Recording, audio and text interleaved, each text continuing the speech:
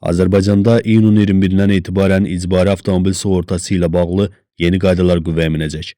Bu dəyişikliklər indiyədək mübahisə və narazılıq doğuran bir sıra məqamlara aydınlıq gətirəcək.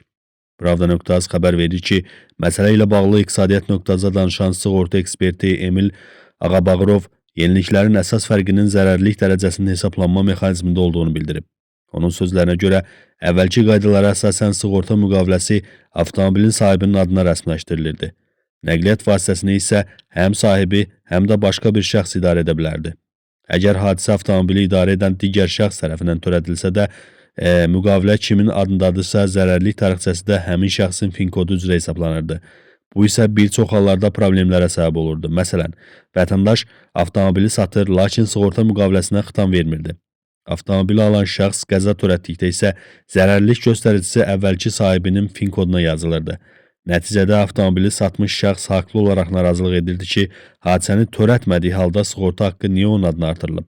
Ekspert qeyd edib ki, belə halların qarşısını almaq üçün vətəndaşlar avtomobili satarkən sığorta müqaviləsinə vaxtında xitam verməli idilər. Yeni qaydalara əsasən isə zərərlilik dərəcəsi birbaşa hadisəni törədən şəxsin fin kodu üzrə hesablanacaq. Məsələn, avtomobil bir şəxsin adına olsa da qəzanı başqa biri törədərsə, artım hadisəni törədən sürücünün adına tətbiq ediləcək. Hər sığorta hadisəsinə görə sığorta haqqına 30% əlavə olunacaq.